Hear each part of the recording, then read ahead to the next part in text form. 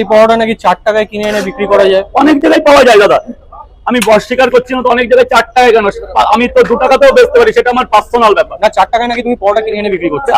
আমি তো এগুলো তো লোকে বলছে 4 টাকায় পরোটা কিনতে পাওয়া যায়, সেটাও পরোটা, আমি 10 টাকা পিস বেচছি সেটাও পরোটা। বিবেচনা তো মানুষ করবে। কিছু কিছু অশিক্ষিত ডিফারেন্সটা একটু দেখিয়ে দাও।